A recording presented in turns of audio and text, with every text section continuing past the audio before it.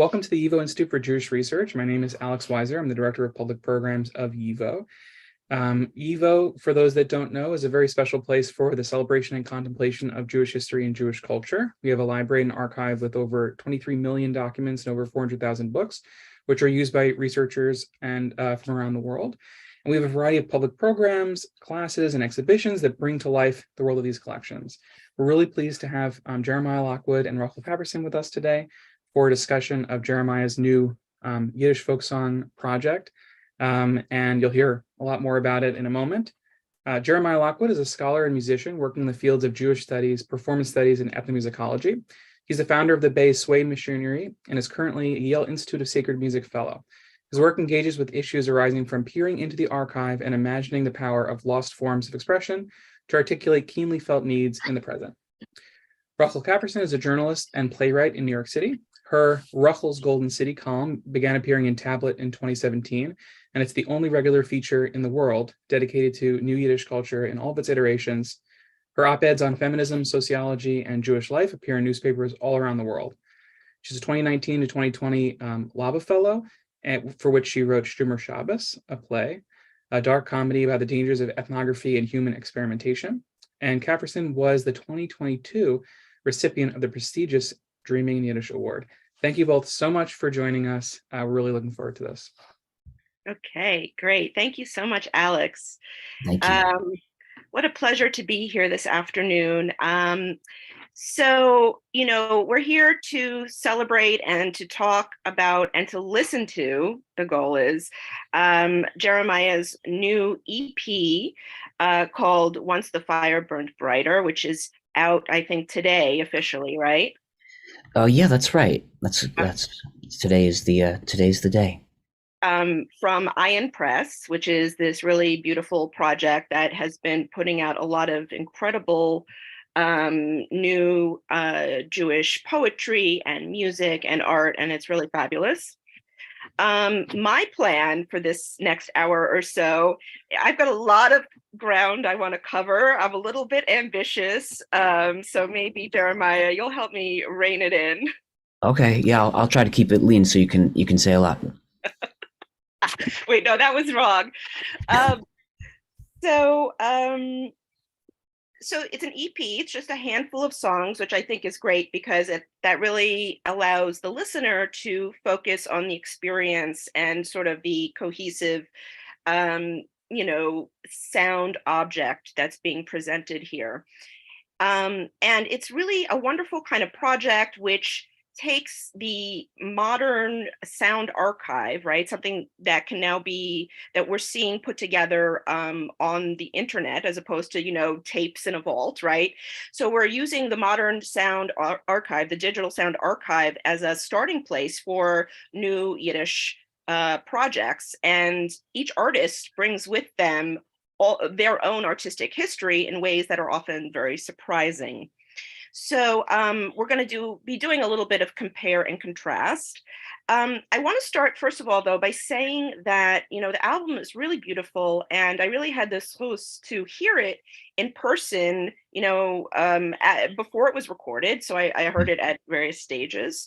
And, there can be something very special about hearing something live. And oftentimes, I'm sure some of you have had this experience that you'll then hear a live project recorded, and it's sort of like a little bit of the life drains away when you get into the recording studio. And I was just really pleased upon hearing the recording that didn't happen, that you really managed to capture an immediacy and an intimacy that these songs really call for. And I think that kind of ties into the songs that you're using, right? These were originally, first of all, these were sung by a woman, they were sung unaccompanied, and they were sung spontaneously for friends, family, and so on.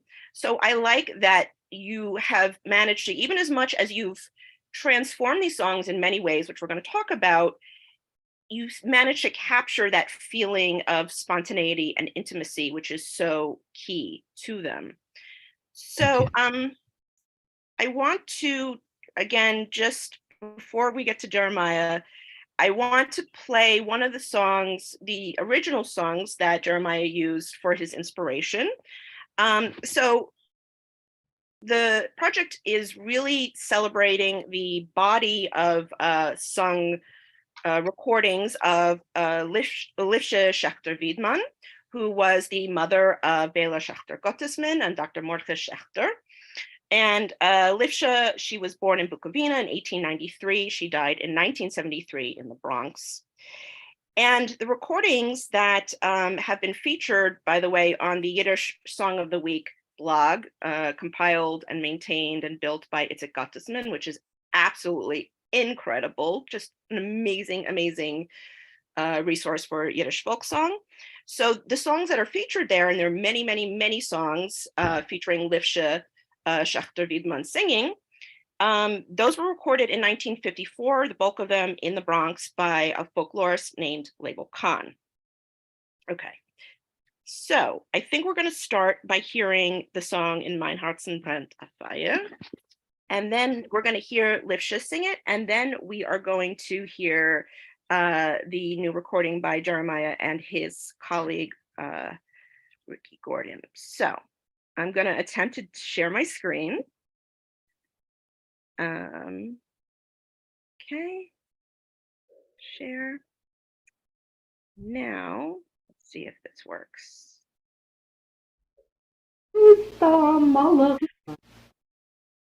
Mein Herzen brennt a Feuer, dem Reuch seht keiner nicht a Reue. Ich gemeint, die bist am Malach von dem Himmel, dem so bist du mein Malchenus. Ich gemeint, die bist am Malach von dem Himmel, dem so bist du mein Malchenus. Okay.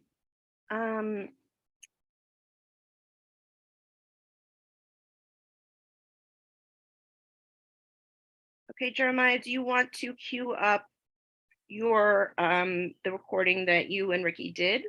Sure, I sure could. Although in our sound check we said that Julia Rothkopf over at Evo would cue that up for us. But well, so while she does that, actually, do you want to read the English lyrics, or give us a little flavor of the lyrics? While she does I could do that. Absolutely. Well, first I'm going to put in the chat a link to the entire project. So you see it's the Ayin Press link over here, and the EP that we've just released, that of the music that Ricky and Gordon and I recorded. It's also accompanied by essays and translations. And here I'll give you the lyrics of Once Upon a Time the Fire Burned Brighter. I'm sorry, the song we just sang was we just heard was In My Heart Brennt a Fire, so which is In My Heart Burns a Fire. And well, you know what, Rachel, there are subtitles in the video, so maybe reading it is not necessary. People can just read it. How does that sound, Julia? Yeah, okay, there we go.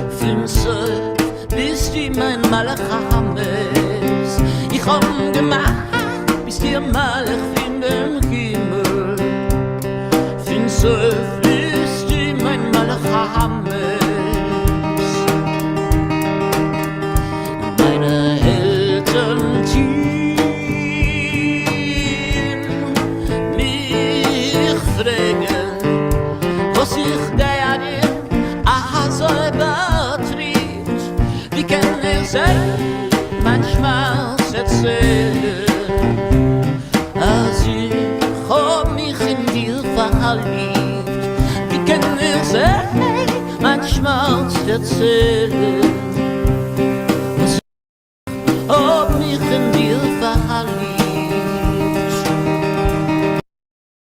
Als ich ob mich in dir verliebt, mich verläuft die Welt und mich gar verwies.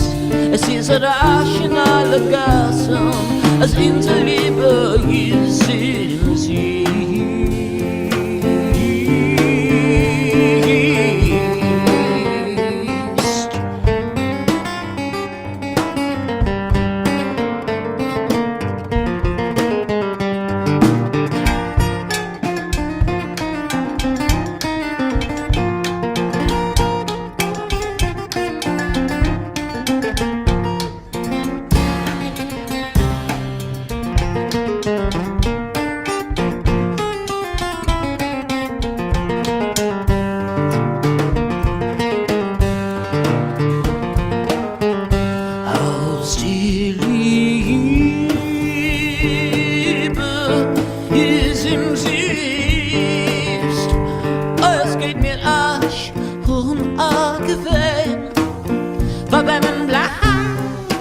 Denn die Wette hast nicht nur dich in sich allein. Verbinden bleibt, denn die Wette hast nicht nur dich in sich allein.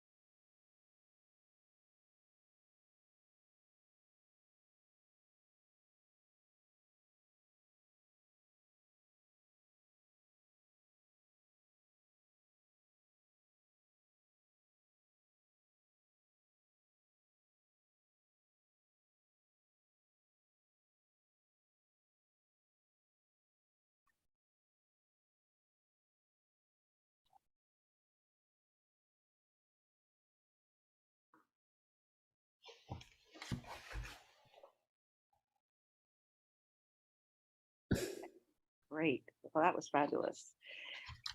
So we've gotten a little taste of the music that's on the EP. Jeremiah, I'm wondering if you can sort of take us back and talk a little bit about your trajectory to this project, because this album represents basically your first all Yiddish recording. And with Sway Machinery, I don't think you ever recorded any Yiddish songs, right? Well, I have a long time ago Yiddish project that I did when I was a teenager with my band at the time, which I also used the name The Sway Machinery for, but it was a different band. So I don't know if that prehistory counts. We did make a recording of that, although it was never released in any commercial form. But in terms of my band, The Sway Machinery, that I've been working with for the last 15 years, that's been my main project. No, that project is focused on Yiddish culture, but on the sacred music culture. So it's coming out of chazanas and family music traditions that I grew up in a family of cantors, and and using that as a exploratory jumping off point for creative music that draws on a lot of different stylistic reference points. But yes, you're correct that Yiddish has not been the main focus of my musical life until fairly recently. Yeah. So can you talk about, I know that you recorded some Yiddish songs with your colleague and our now departed friend and teacher, Julia Eisenberg. Can you speak a little bit about the Yiddish songs that you recorded with her and the material that you worked with? Yes. Well, Julia was very focused on women's music cultures, and Yiddish was for her one of the entry points into Jewish women's musical lives. And so we were performing Yiddish socialist anthems, like like Chavela is this story about a workers' strike that ended in a young woman being murdered, and songs by Shmerka Kashiginsky, but also ballads and lullabies, and and I started studying Yiddish more seriously during the years that I was working with Julia. As part of my archival research I was doing about cantorial music, but that brought me into the world of Yiddish song in a way that was new for me. Yiddish is a family language for me. My grandparents spoke Yiddish, and I was always interested in Yiddish literature, although I was consuming it in translation mostly, or exclusively rather, up until fairly recently. And then, but the idea of entering into the life of my grandmother through these Yiddish ballads, that idea appealed to me very much. That was part of, I think, kind of responding to my grandmother's death, wanting to sing these songs. And Julia was very much encouraging that. And we worked out arrangements of a bunch of these songs that I was learning from Itzik Gottesman's project of disseminating his grandmother's incredibly beautiful musical legacy. And it was a way for me to speak about something that was very personal, but also a commonly held musical heritage, and to get deeper into the world of Jewish women's culture. It's just something that Julia was had, that was her focus, and that she was teaching me about, and that became that was part of our project together, was exploring this terrain. The project might seem from the outside to be a little bit kind of odd, because you have specifically chosen to work with these songs which were sung by women for women, and speak about, from a women's point of view, they speak about women's lives.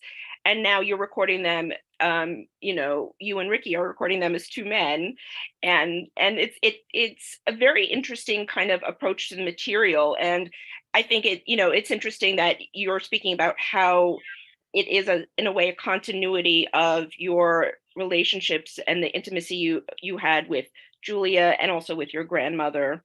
Can you speak a little bit more, though, to this project? You have a larger project of reclaiming Jewish women's music and their voices, and how you approach that, frankly, as a man. Yeah, no, I mean, it's an important question.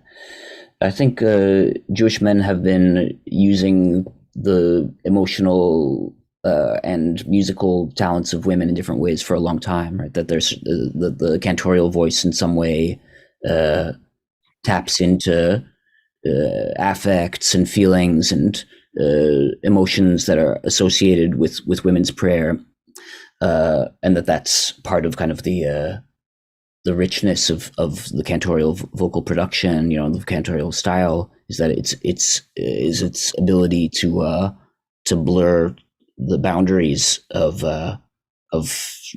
male and female, right, and to break the structures of what we associate with male vocal production. That's sort of maybe a bit of an aside. I mean, in the past couple of years, I've been heavily involved in archival research and ethnographic research about women cantors of the early 20th century, which was an entire scene of as cantorial music moved from the synagogue into mass mediated styles of being presented, as a radio phenomenon and as a gramophone culture. People who might not have been the rabbinically condoned representatives of the sacred music tradition were allowed to be able to take this kind of sacred authority, be able to present themselves as performers of sacred music. And this opened up a space for women to work as cantors. But we've also started to learn more in recent years about the role of women as spiritual leaders and prayer leaders, even earlier, going back to the late 19th, early 20th century, when we have these ethnographic texts that talk about what it was like in the women's synagogue and the kinds of sounds and the kinds of prayer and ritual acts that were part of Jewish culture or part of Jewish life that have basically disappeared. There have been a couple of projects in the last couple of years that had a big impact on me.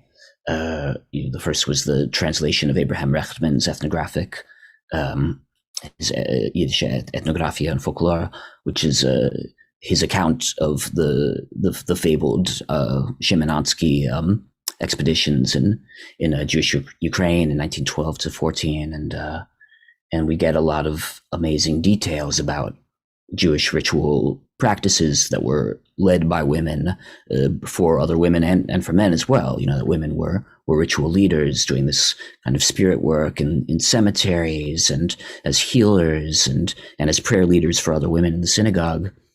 And then Annie Cohen had an amazing personal project that she's been doing recently in kind of coordination with her work as part of the Kohenet movement, where she's been from a lot of different sources drawing ethnographic accounts of these kinds of women's spiritual practices. And this I'm very excited by the idea of these kinds of alternative kinds of, or they weren't alternative. Maybe I think they were seen as mainstream, probably, but from our perspective, they offer an alternative to our conception of what ritual looks like. Sounds like. And sounds like, yeah. The sounds like part is crucial because I want to hear those sounds, right? I want them to be part of my world, and. So, developing different kinds of ideas about how I'm going to get there, and obviously these are things I talked about a lot, and with Julia, and this was part of our project, was to, come imaginative, restoring lineages that have been lost, and broken, and I mean, she's not with us anymore, but I am trying to keep that work going. That's not something I'm not done with. So the singing these Yiddish songs are. I mean, I sang them with Julia, right? They were part of that. So after her death, I started a project with my old friend Ricky Gordon, who I think Ricky's on the Zoom here. Shout out to Ricky Gordon. He's a brilliant drummer and someone who I've known for, more than half my life. We both played with the blues musician Carolina Slim, who's a mentor figure and teacher to both of us. And we worked with him as young men. Ricky was a young man. I was really like a kid. I mean, I was like 14, 15 years old when I started playing with him. So after the pandemic restrictions started to get loosened, we started a project. So we were a duo, and we've been playing together pretty steadily for the last 2 years. And I mean that project we call our band Gordon Lockwood.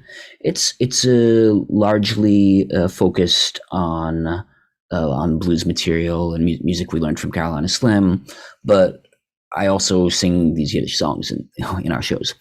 And yeah, I mean, I think that to some extent maybe is on one level that's like an obvious explanation for the stylistic choices about how we're presenting these songs, but also not. I mean, there are a lot of different things you can do with heritage, and there's a lot of different ways to be in a lively conversation with the spirits of the dead and with the ancestors, and so obviously this is just one choice of many. I mean, I think a lot of people, or some people, I wish there were more actually, but people listen to Lifsh's recordings and, use them as almost like a textbook, right? Like you can learn how to sing like her. If you listen to these recordings over and over again, you too can be a Yiddish ballad singer and inhabit, this kind of ancestral space, I just want to pause you for a second, and I want to read what I think Itzik wrote this about Lifsh's singing on the Yiddish Song of the Week blog. There is a lot to say about the song itself and how the singer performs it. She sings it slowly, emotionally, and is in no rush to finish. The sound oi, though often mocked by second and third generation Jews, is crucial in her singing, as it is for klezmer music and Ashkenazic cantorial performance, and it conveys her sadness and intimacy. In Zviniechke, she sang with hopeful, youthful small groups of teenage girls on Sabbath walks and with older, bitter women on Saturday nights as they plucked chickens or made jam together. The play, work, and song were communally performed and felt. In other words, when I listen to Lifsche Schachter-Wiedlin sing, I feel her expressing that female communal vulnerability and fragility to the audience. Quote, "Be sad with me, us. Feel our pain and joy." As someone working in and coming from a very, very different genre, how do you relate to this style of singing? Do you feel a connection to it, or did it feel like something you needed to learn? I mean, I think you were just saying that it's a resource where you can learn it, but how did it integrate with the musical tools that you were bringing to it? Well, I just want to start by, offering words of thanks and praise to Itzik for that beautiful piece of writing. What an incredibly lyrical passage that is. I have a, kind of like an ambivalence about this issue of historically informed performance. I mean, on the one hand, I do look to these kinds of recordings and old commercial Jewish records, and as well as field recordings, as a resource for how to sing and how to approach the music. On the other hand, I'm somewhat set in my ways as a creative person. I have a certain set of tools that I'm bringing, and so it's I guess like it's kind of constant like work in progress, trying to go back and forth between how are you going to express like that reciprocity with the tradition that you're nurtured by and fed by? Are you going to do it by trying to have kind of like a formalist, literalist approach to historically informed performance techniques, where you're really reanimating those stylistic nuances, or are you going to do it by it's creating something that's new and that's is where its connection on a formal level is more tangential, perhaps, but it is living in the world, right? So I mean, so it's kind of, I mean, obviously it's not an either or. I mean, it's but yeah, sorry. No. I think that every artist who works with traditional quote unquote folk materials is going to have a slightly different interpretation of these questions and a different take on it. And as we know, there are ballads and songs that come to us that have been sung and reinterpreted and rewritten for hundreds of years. And each iteration brings something really new and interesting, and something that speaks to its time and speaks to the artist performing it. I want to actually focus a little bit more on the material itself, and I'm going to indulge myself. I'm going to share my screen here. I'm going to play just a little clip of something. Okay. And let's see if I can pull this off, it will be amazing. All right.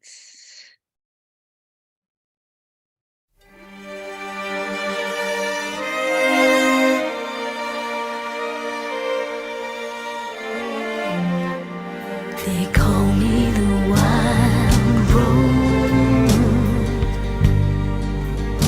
but my name was Eliza Day. Why they call me it, I do not know, for my name was Eliza Day. From the first day I saw her, I knew she was the one. She stared in my eyes and smiled, for her lips were the color of the roses that grew down the river, all bloody and wild. When he knocked on my door and entered the room, my trembling subsided in his sure embrace. Okay. So if you're not a really nostalgic, I don't know, young Gen Xer, like me, you might not know that that was Nick Cave, the legendary singer Nick Cave, singing a duet with Kylie Minogue, the legendary Australian, they're both Australian actually, Australian pop diva.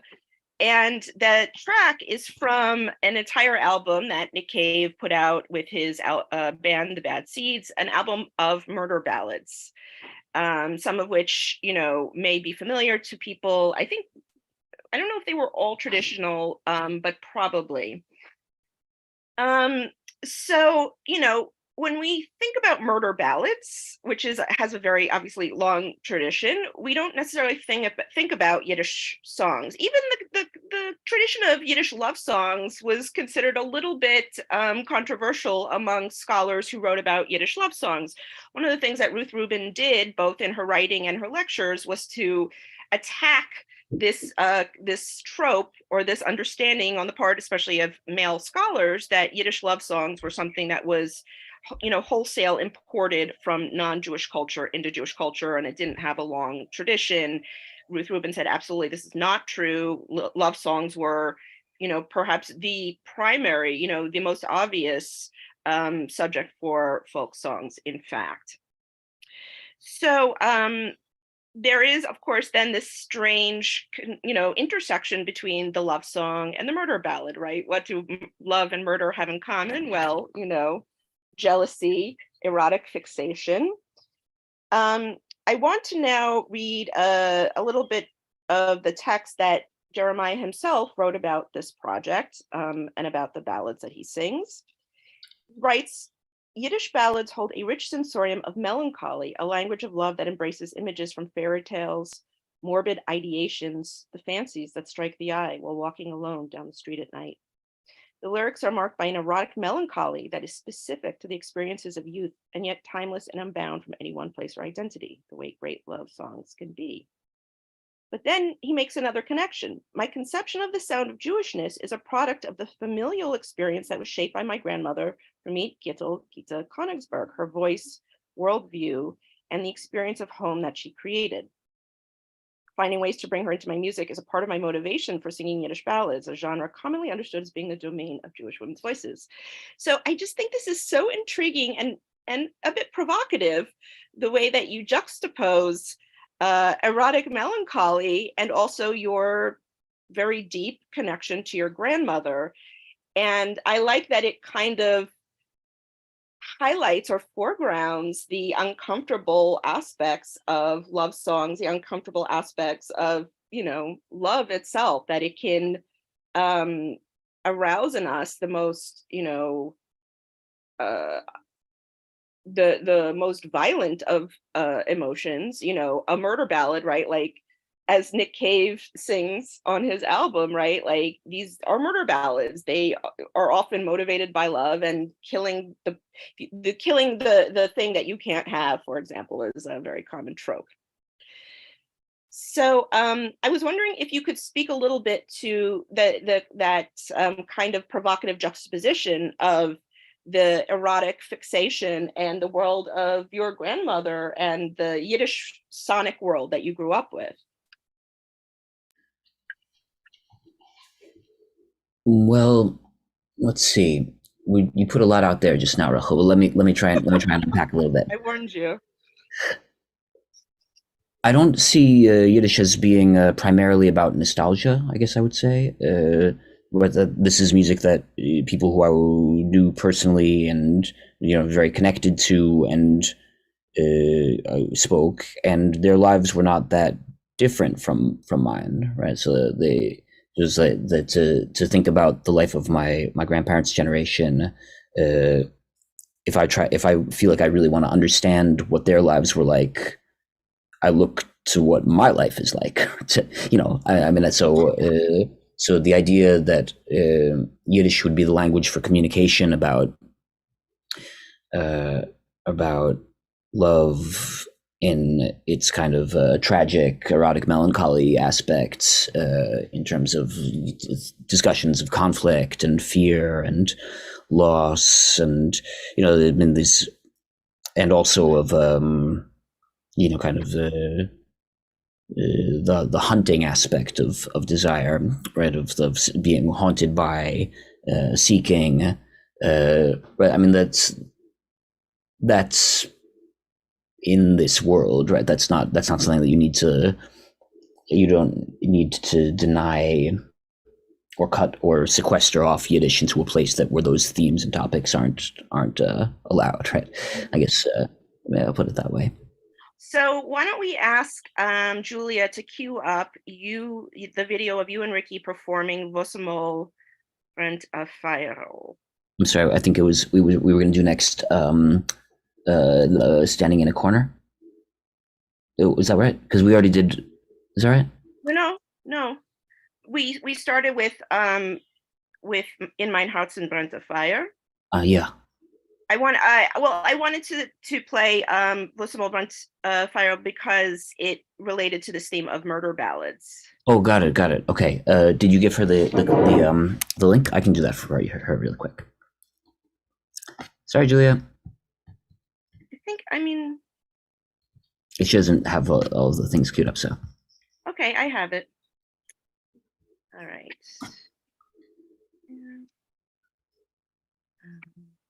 Okay, and there it is.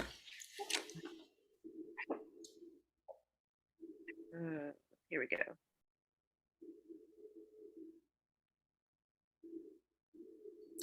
Oh, I think, Rachel, that Julia is going to play the video. So there we go. Okay.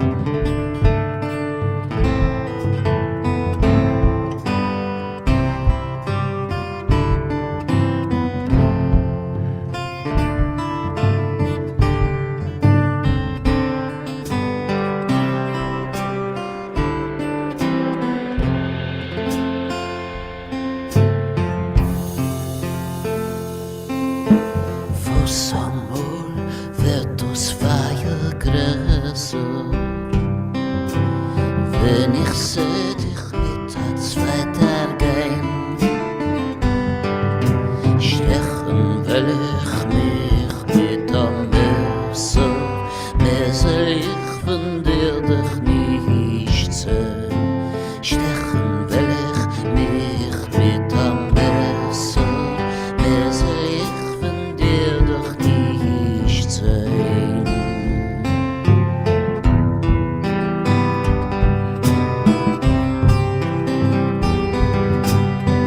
Once upon a time, the fire burned brighter, till I saw you with another.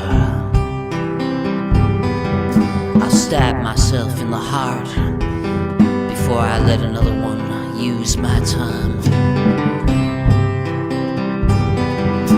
Stech doch nicht mein teuer süße Leben, weil dein Plöcker ist doch Gott im Süß. Ich bin zum Masel achusen geworden, in dir los Gott bescheren, wenn man du wisst. Ich bin zum Masel achusen geworden, in dir los Gott bescheren, wenn man du wisst.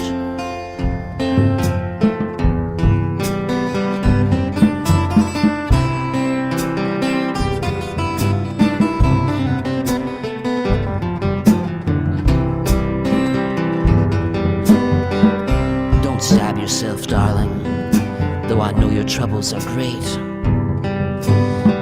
I have been blessed to become a bridegroom, and I know the good Lord will give you whomever your heart desires. Du hast gemeint, du bist die Schönste in die ungemeinste der Welt. Dein Schönheit wird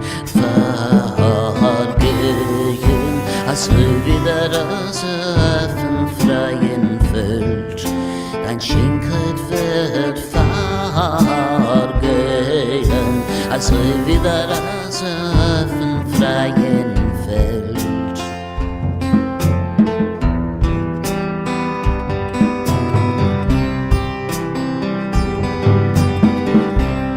You thought you were the most beautiful in all of this world, but darling, all of that loveliness, it'll be lost, just like the dew is burned up by the morning sun.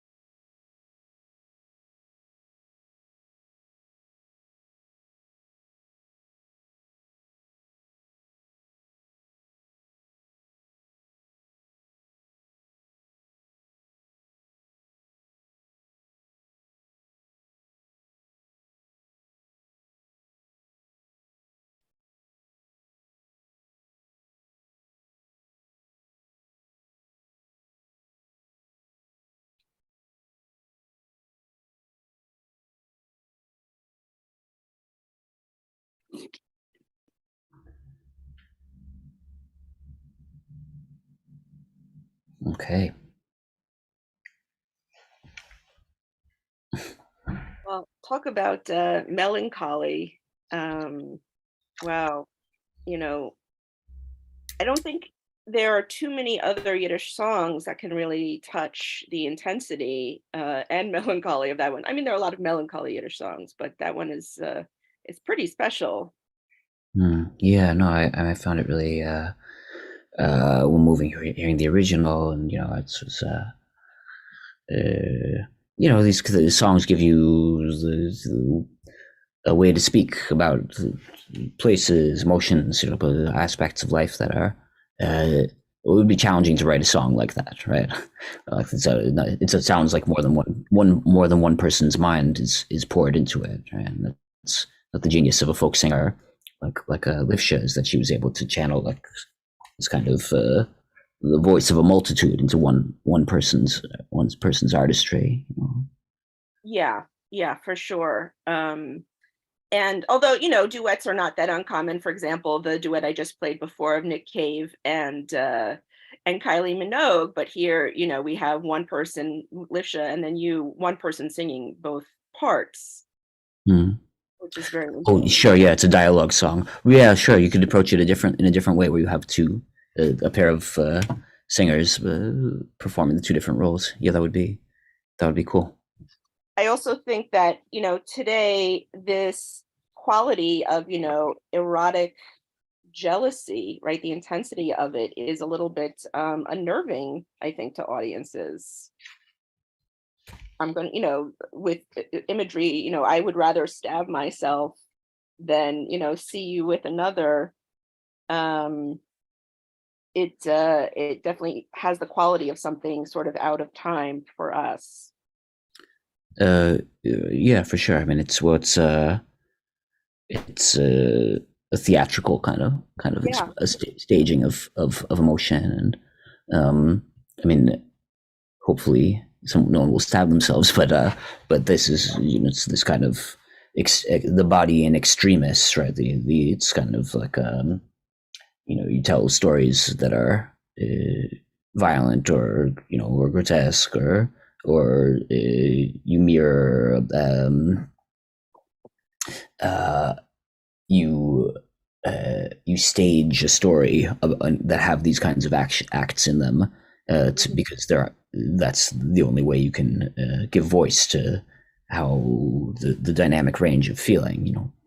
And I also think, as I think Itzik wrote on the Yiddish Song of the Week blog, that this song represents something of the capital R romantic influence on Yiddish folk song, right? That it has that very dramatic, stagey quality to it, that almost melodramatic quality. Yeah, for sure. Yeah, no, I mean, I think it could, you know, melodrama is an acceptable way to, you know, explain it. Or like Dostoevsky writes about the craze for suicides among, you know, young novel readers. I think that's a really important point. Yeah, that suicide was very highly romanticized at that time in song and in art in general. Mhm. So just somebody asked if you could drop a link to some of your work on Chazonis or Chazanut, as some people say. So if you want to drop that in the chat to everyone. that would be Yeah. great. Yeah, sure. I was going to put in two links. So I have here. I'll once again do a little plug for the album, which that's the first link I just put in there, and then the second is just to my website where I have a lot of different projects that I've done. My band, The Sway Machinery, is my main kind of musical focus. Writing a book. It's almost finished. It's coming out probably not until next year, but about young Hasidic singers who are doing work of revival of chazonis, of early styles of 20th century cantorial music. And I produced a record last year of some young Hasidic cantors. It was called Golden Ages. Brooklyn Hasidic Cantorial Revival Today, and that's something you can find out there in the world. And you know, I have different articles about cantorial music that have been published in different places, and so I'm definitely another topic that's very dear to my heart, and that's kind of more of the focus of my work. I'm also. Go ahead. No, I was going to say my next project is a piece that's written for women's cantorial voices. That's part of my project that I'm doing at Yale, where I've been doing research about the Chazantas, early 20th century women cantors in the Yiddish-speaking community, and then I'm hopefully will publish something about that eventually. But I have a piece of music that's inspired by that research. It's called In die Weiberschule, and it's going to be presented first at Yale on April 1st and then April 2nd in Brooklyn, and I'll put a link for that as well in the. Somebody just made a comment in the chat, going back to this idea. I'd rather stab myself than see what somebody, and somebody commented, yes, like Etta James's, I'd rather go blind. Yeah, Etta James, she's your style of inspiration. So I wanted to play a Sway Machinery song, but we're not going to have time for that. So better that we play one more song from the new album. And if we could get Standing in a Corner queued up. Okay. Yeah. And then maybe we'll have one or two more questions after that. I'll get that link over to Julia. Do you want to say any last thoughts while I'm queuing up that video? Well, let's see. I'm looking at my notes. Just that I think that this is such an interesting and provocative project, that you really kind of, you did something like, I think that was very kind of fearless, right? In taking something that was so embedded within a very specific context and adapting it, but within, from the most grounded and invested standpoint, which I think makes it really, really interesting to listen to. Somebody just put in the chat, what interests me about the singing of historic texts, in this case, folk song ballads, is the issue of integrity. What is important in the reimaginings and new iterations? Is it the urge of the performers to step forward beyond the song, beyond the words? So, simplicity is a virtue. I think also one of the strengths of your duo with you and Ricky is that it is very simple. Stripped down is sort of a cliche, but like it really is, guitar, voice, drums, And you really, the two of you really home in on the essentials, I think, because of that. It's not fussy, right? Well, yeah, I mean, we're definitely going for. Thank you, I appreciate that. We're definitely going for a documentary and kind of a aesthetic, and it's fairly raw. I mean, it's just a performance of us singing and playing. Yeah, no, I mean that's definitely. I mean, my interest is in a kind of a performance based approach to making records, and so most of my records are sort of more or less just documents of performance. But I certainly don't think that that's the only valid way to make a recording. But thank you, Ivan. Yeah. I think that's a little bit underplaying them, but okay. Let's listen to Standing in a Corner.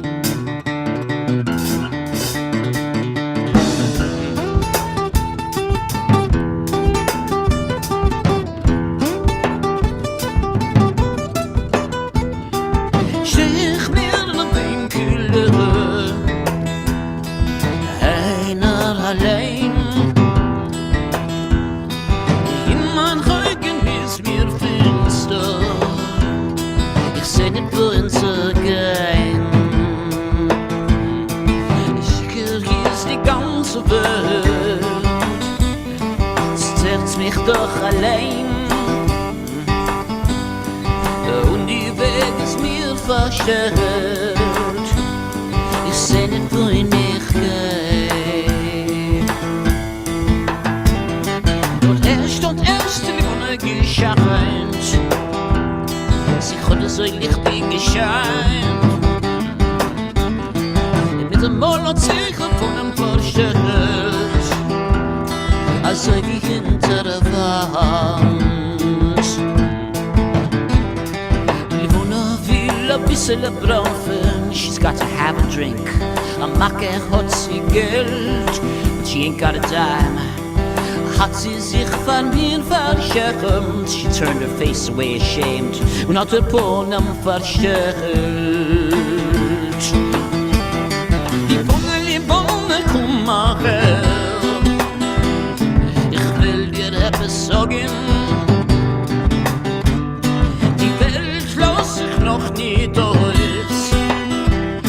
Ich kann dir nicht geben. Ich hab für dir einen guten Plan. Du sollst mich nur aushören. Komm mit mir in meiner Voll. Was jetzt in der Poststelle.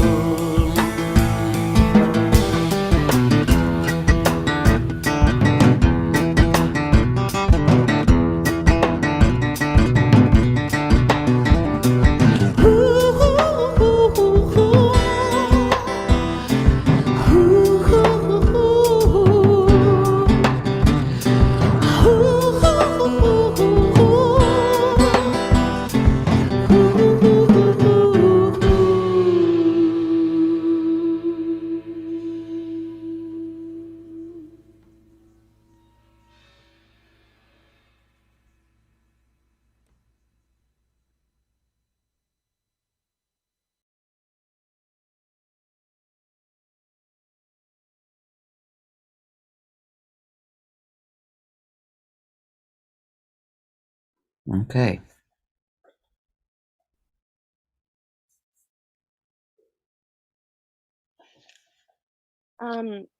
Well, I'm glad that that's the last song that we're going to play today, because it really highlights the way that you have melded these two worlds, the worlds of the blues, Piedmont blues that you and Ricky came up in, and the world of Lifsche, Schachter, Wiedmann, and unaccompanied singing. Unaccompanied singing doesn't mean just somebody who, the band didn't show up. It's a very distinct style, and it has its own historical context and its own special sound. And you managed to bring these things together in dialogue in just a really beautiful, generative way.